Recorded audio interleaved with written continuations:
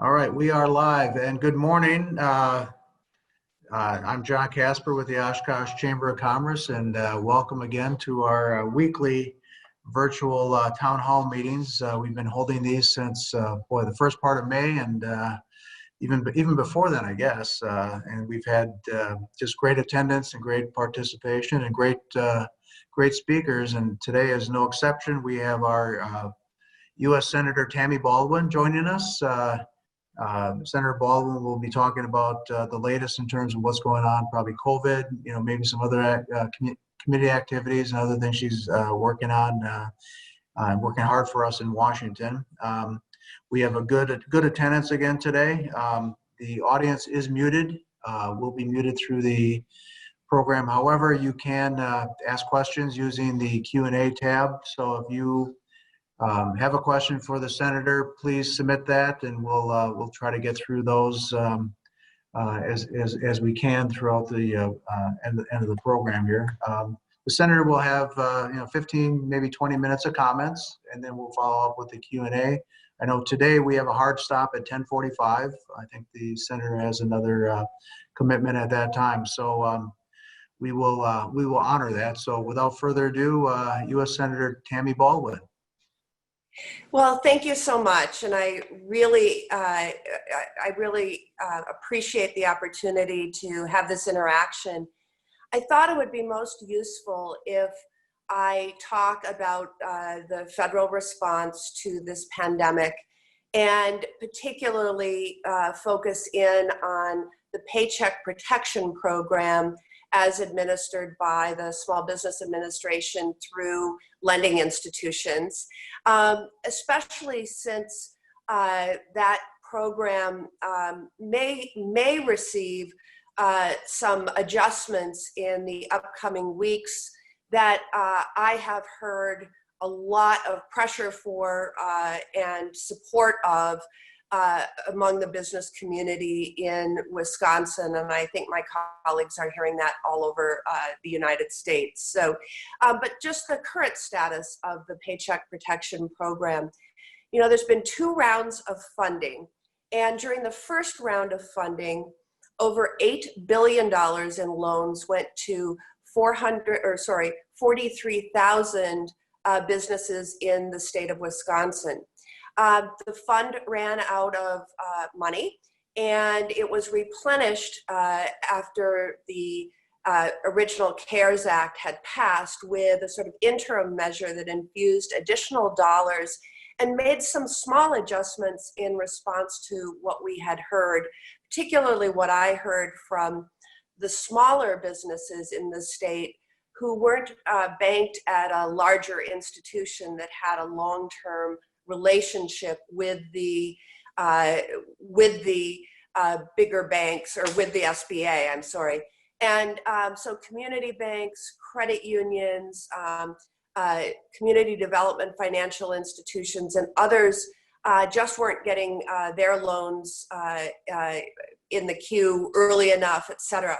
So in the second round of funding, we had 30,000 Wisconsin businesses, just under 30,000 Wisconsin businesses, apply for and receive $2 billion in loans. The loan size in Wisconsin has fallen from the average of 184,000 in the first round to about 48,000 in the second round, indicating that smaller businesses were now accessing the program. I'm still concerned about elements of the program's, effectiveness. So this program was meant to allow businesses to keep their workers on their payrolls by paying their wages and covering their fixed costs during the safer at home and closure orders. The idea being that a company could bounce back more quickly if they kept a relationship with all of their employees. But restrictions that were added to the Paycheck Protection Programs, some of which were added by my colleagues, some of which were added by the SBA itself, even though they had no instruction from Congress to do so, really prevented probably its full effectiveness for people. Certainly, since the loans are partially forgivable, I think a lot of folks wanted to make sure that they were going to be eligible for forgiveness. And what happened was the SBA imposed a rule that Congress did not, limiting forgiveness period to 8 weeks, and saying that restricting payments to 75% for payroll and 25% for fixed overhead costs. A study of the first round of PPP found that this was going to create hardships for many companies. It just didn't fit their business model. And one of the things, of course, we found out in Wisconsin is it didn't fit farms which were made eligible for this program. But again, the 75-25 rule just wasn't going to make sense.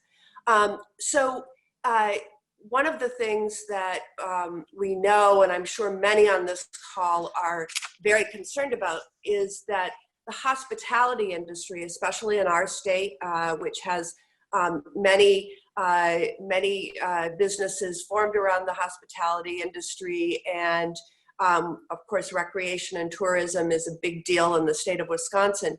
Despite the fact that things like entities like hotels and restaurants employ almost or are responsible for about almost 2/3 of the job losses that we're seeing across the United States, they only accessed about 9% of the PPP loans, and that is that's not acceptable. And so we've been fighting to make some changes again to make the PPP program more effective. One of the things that is currently being considered in the House of Representatives is a measure that would extend the 8-week period to 24 weeks. There's a Senate measure that would extend that 8-week period to 16 weeks. So it's very clear that on both sides of the aisle and both sides of the Capitol that there's interest in making that change. There's also a proposal that would bring the 75-25 rule down to 60-40 for payroll versus fixed costs, obviously making more of the forgivability to cover fixed costs, which we've been hearing a big clamoring for. And it also provides a safe harbor for businesses as they're reopening. If they can't do it fast enough, there's a safe harbor that exists as they staff back up. I would say that the big legislation that's being considered, or that was considered by the House a couple of weeks ago, the HEROES Act, which is really the fourth major coronavirus response act, made some of these changes already. It also included a HEROES fund to allow hazard pay for the essential workers who have been coming to work every day throughout this pandemic, even when others were encouraged to remain at home. And it also allocates additional dollars for testing and contact tracing as we reopen and we go from a period in time where we were keeping the healthy at home to protect them from the sick. Now we want to be able to have the sick identified as quickly as possible through testing and contact tracing so that they can be the ones to self-quarantine as we reopen up across our state and across the country. I would lastly say that a couple of my legislative priorities have included urging the federal government or requiring the federal government to issue clearer guidelines and standards for employers who are reopening, in the process of reopening. Right now, the guidance is not very specific. and not necessarily helpful to all businesses, all sorts of commerce. And so that's obviously troublesome. So I've introduced legislation to not only have the CDC, the Centers for Disease Control, issue guidance, but also have OSHA, the chief federal agency in charge of workplace safety and health, create greater standards for people to look to and know exactly what they need to do as they open, and to do so safely and in a way that will help, will protect the health of their customers and their workers. I've also very much focused on this issue of PPE. We absolutely need PPE for not just frontline health workers and essential workers and first responders. We need PPE for almost every workplace setting. And we've had this chaotic system since the very beginning of this pandemic, where everyone's bidding against each other for masks, for gloves, for gowns, for other things. There's price gouging going on, there's a shortage, and I really do think that the federal government needs to federalize that supply chain through fully unlocking the Defense Production Act.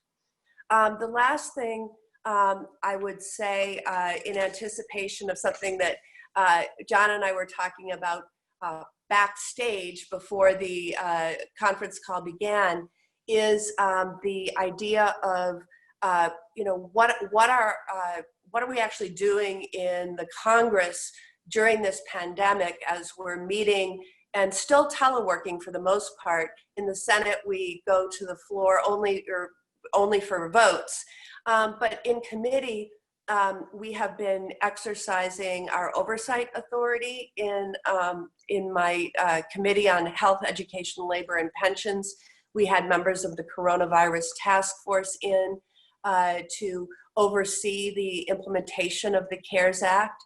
And in my position on the Commerce Committee, we've actually spent a lot of time overseeing the broadband provisions of the CARES Act. As we know, when we had to work from home, access to high-speed, reliable broadband with both decent upload and download capacity has been key.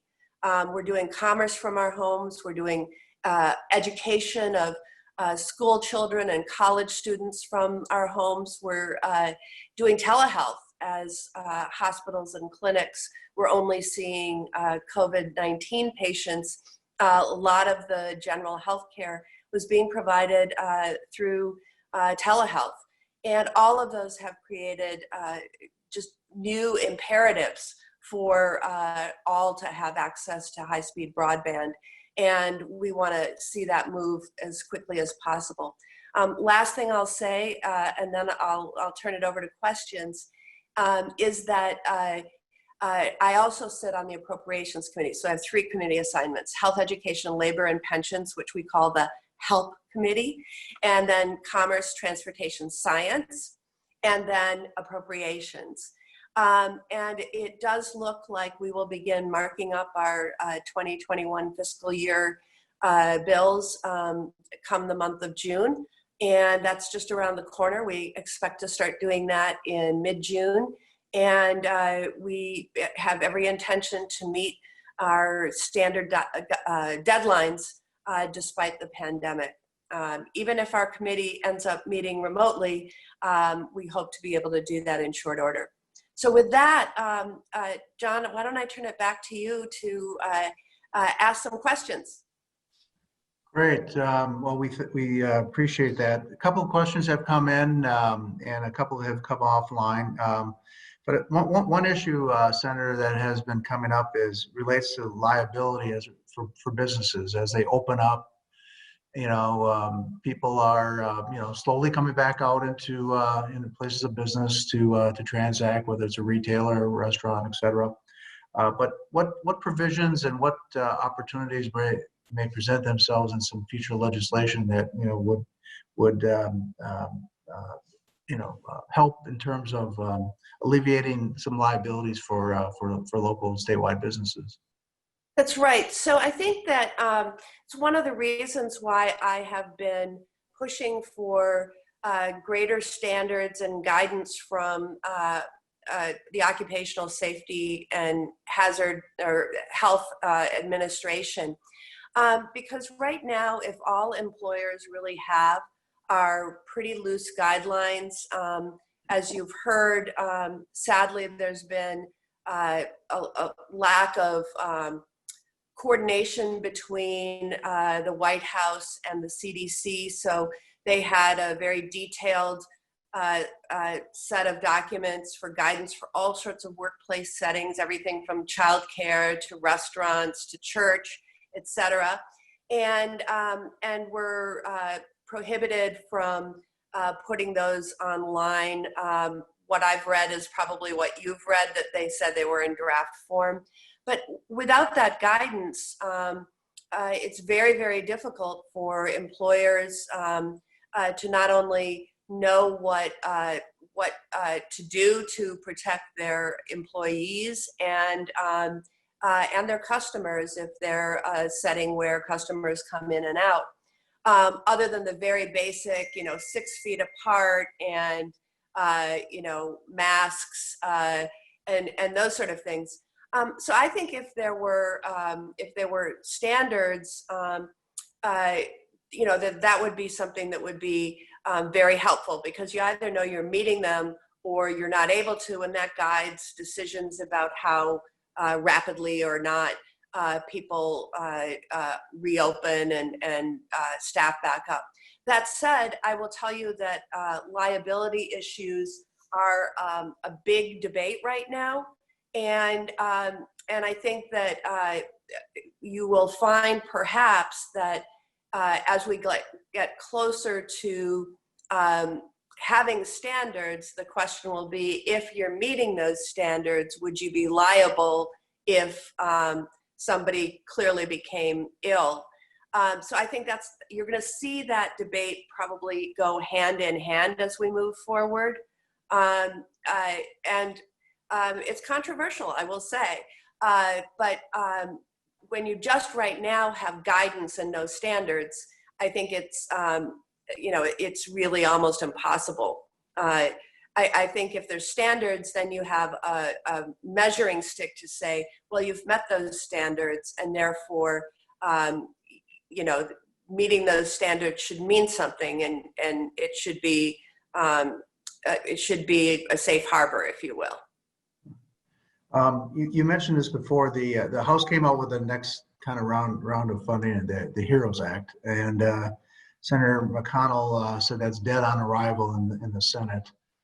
So if there's going to be a Senate version of next stimulus funding package, from your perspective, what needs to be in there, and what do you think will be in there? So I think that the dead on arrival I certainly heard that within minutes of the passage of the bill in the House. I'm also seeing and hearing sort of a change in tone among my colleagues in the Senate, including Mitch McConnell, who has said, maybe what we need is a pause in new legislating and new funding to fully implement the CARES Act, because many provisions are still in implementation mode. But maybe in June or July, we can look to next steps. Meanwhile, you have a number of my colleagues, Republican colleagues, who are working very closely with my Democratic colleagues on, for example, the small business provisions, the PPP issues that I just talked about. So we had Senator Rubio, for example, last week ask unanimous consent to pass a bipartisan measure that would make changes to the PPP program along the lines that I had suggested, going from an 8-week to a 16-week period of time, looking at some changes in that 75-25 rule. It's hard to believe that I can say those things and everyone knows exactly what I mean, but 75-25, we know what that means. And having the payback period for that part of the PPP loan that's not forgivable go from 2 years to 5 years. Now we're at a point in the Senate where there's bipartisan agreement around those changes. He wasn't able to get the bill passed by unanimous consent because of an objection on the Republican side of moving in that manner. But we know when we reconvene for session next Monday that we have at least a bipartisan agreement to work on that piece of it. Now, you asked very specifically, what else would we be looking at in a next step in the Senate? I know that one of the hugely needed areas is funding for state and local governments. And as you can imagine, so many of the things that we rely on to be in a civilized society are provided at the local level. So you have your police, you have your fire, you have your public health department working overtime. But we also have sanitation workers, water utility workers, et cetera. And the revenues that cities and villages and counties are seeing are dropping in part because of the drop in economic activity and especially hard hit in the hospitality industry.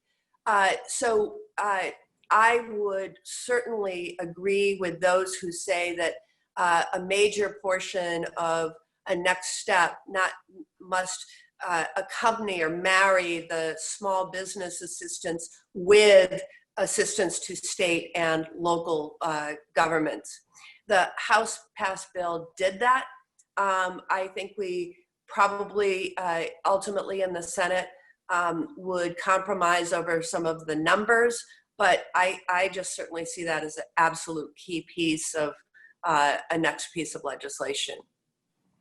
Great. In your comments before, you talked about contract or contact tracing. Question from the audience here was, what does that look like to you? And a follow-up question was relating to what guarantee will you make that our personal medical information will stay private? Those are all great questions. So in terms of the first piece of it, or sorry, the last piece of it, data privacy for people, I think that you've seen in the state already and in localities protection of that privacy, which has caused tension and some interesting debates within our state. For example, I remember very early on in the pandemic hitting Wisconsin, talking to a county administrator who and a city administrator, so both, who were very frustrated that the state and the public health department weren't telling them where in the county their positive cases were. They were only reporting cases countywide. And so let's take, for example, a county like Rock County, where you have Beloit and Janesville, you have different hospital systems in each, and they're frustrated because they, if all the outbreak is in Beloit, should Janesville worry? If all the outbreaks in Janesville, should Beloit worry? And they're very frustrated. And despite pushing back, the state and the county health department said, we can't provide that sort of granular detail without risking, exposing who might be sick. But you'll see as for example, in Milwaukee, that there's enough cases where they can get into, census tract level data rather than just countywide data. But I still think, especially in our rural counties, rural communities, that you have seen the state and the county health departments do a very good job of of not getting it granular enough that you can identify exactly who is becoming ill in your community, and people can rest assured that the county and the state's not going to do that. In addition, I would say that there's been a lot of concern about outbreaks in long-term care facilities like nursing homes, and there too, there's public pressure to report, is the nursing home where my mom is there an outbreak there? I want to know. And yet they want to be very careful and sensitive. And I think that over time they've worked those things out pretty well to sort of balance those issues. That said, in contact tracing, you would need to train a new workforce, because while we had contact trainers already, or contact tracers already in county health departments and the state health department, and of course the CDC has sent teams into every state, including Wisconsin, that training has to assure identity confidentiality, because they are actually charged with first interviewing somebody who has tested positive, and finding out who that person has had contact with, where they've been, did they go to a grocery store and were they in contact with people there? Did they have another part of their family over for a Memorial Day picnic at their home? Those sort of things. And then you have to follow up with each one of those individuals and make sure that they are tested and that they self-quarantine until it's proven that they either haven't gotten it, or if they have acquired the COVID-19 from somebody else, that they self-quarantine until they're no longer contagious. And so, it's really converting, as I was saying earlier, from a system where all the healthy people were asked to stay home to avoid contact with carriers of the coronavirus, to now where as we reopen, we want to quarantine those who are sick and those who might be exposed. And that's a big pivot, and it requires a lot of contact tracers, but they have to be, just like any healthcare worker, they have to take that same duty to keep what they know confidential. The CARES Act did a couple things. One, the question came out. First of all, thanks you for your support for the Paycheck Protection Program, and a lot of companies avail themselves to it. I think locally there's over 2,000 loans that were advanced, over $200 million to support businesses. But then the CARES Act also created an opportunity for people who were affected by a layoff for additional $600 per week to unemployed workers. Now we're finding bars, restaurants, as they reopen, they're trying to call people back, and they are reluctant to come back, and it's hard to entice them to come back because they're making more on unemployment. So the two are kind of at odds with each other. So what are your thoughts in terms of supporting extending that $600 benefit when the Senate considers its next stimulus bill? Yeah, well, let me answer that first with a sort of really big overview, and then get right into the specifics of your question. I've been reading a lot of the comparative analysis of what other countries did as they had to close down their economies, and how those decisions have compared with the decisions we made in the CARES Act in terms of overall unemployment and temporary or permanent disconnection between employers and employees. So as you know, a lot of in a lot of other countries, instead of doing this combination of unemployment insurance, direct stimulus payments, and PPP programs, and direct assistance to major, large businesses like the airlines, obviously handled with a different program. Many other countries just made the difference up for payroll and told companies to keep everyone on payroll.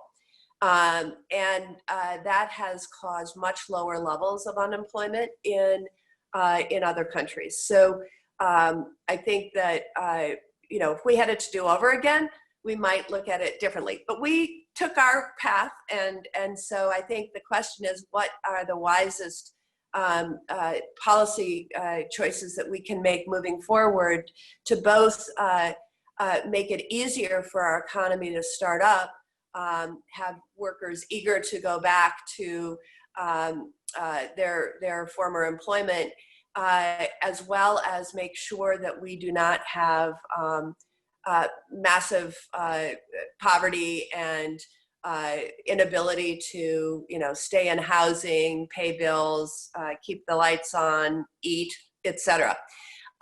So what I would say, first of all, is a reminder to everybody that yes, the federal government did add an add-on of $600 over the weekly sum that the state would have paid out for unemployment benefits. I think the maximum you can get in Wisconsin is $370 a week.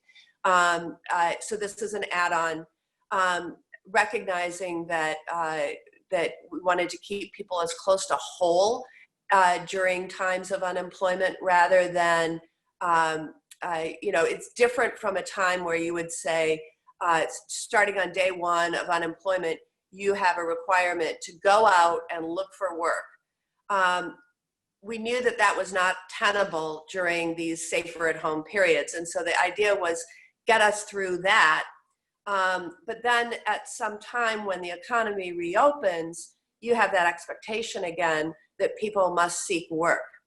So as soon as, I think the date is in July, the people on unemployment insurance cannot turn down a valid offer of employment and remain on unemployment insurance.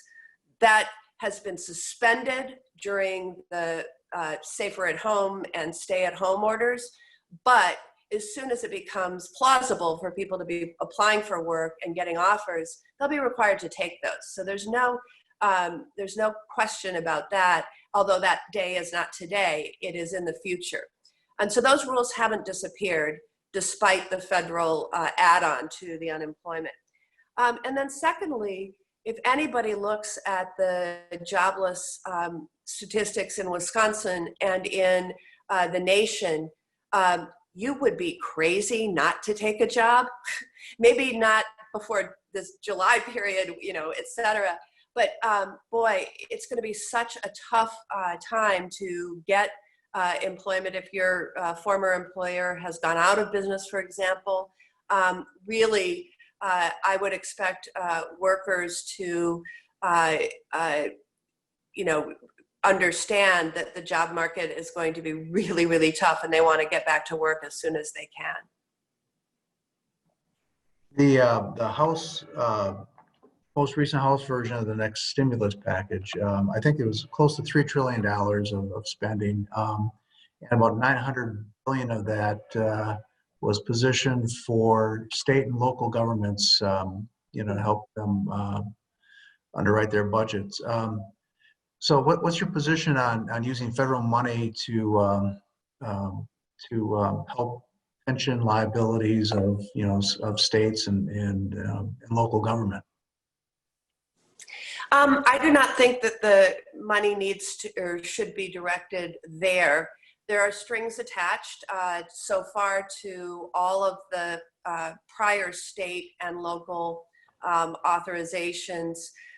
What this is intended, in my mind, to do is cover the pandemic response, the extra expenditures that cities and states have had to allocate in order to do their fundamental responsibilities. And as you know, the federal government, the president in particular, has said the governors are in charge. I'm not going to use authorities under the Defense Production Act for things like ventilators and PPE and testing, you guys got to do it. And so obviously there have been heightened state and local expenditures because of the way this administration has approached the management of the pandemic. Secondly, after this first round of municipal or local and state stability funding, I've been hearing from a lot of mayors and local leaders that the restrictions on use of the funding is difficult. For example, you can use it for overtime pay, where you've asked firefighters and police officers to work overtime, public health officials, but you can't use it for straight time, which, by way of an example, I know some mayors who have taken out-of-work librarians, because the libraries are closed, and assigned them other COVID-19 pandemic response-related duties, maybe of a clerical nature, maybe it had to do with running the April 7th elections, I mean, what have you, but they were clearly related to the pandemic, and they weren't able to use those funds for the straight time. They were paying their employees who usually do other jobs that don't relate to the pandemic. They were also not allowed to use the funding to replace revenue that has diminished because of the pandemic. So those two changes, in my mind, with a future package would assure us that that state and local governments are really using it to focus on what they have lost in revenue and what they have increased in expenditures because of their key and lead role in fighting the pandemic. If we don't, I've also talked to any number of county officials in particular who do budget forecasting out, not only, well, they're already working on their 2021 budgets, but they're also looking at forecasts for 2022, 2023. And if they're not made whole, the sort of county and city budgets that we'll be looking at are going to be pretty frightening, whether it's, local maintenance of infrastructure or local programs that people rely on. It's going to be very, very dire. And so that's what I hope that, the focus is on. You mentioned pensions. There is in the HEROES Act provisions relating not to government pensions, if I remember correctly, but what we call multi-employer pensions.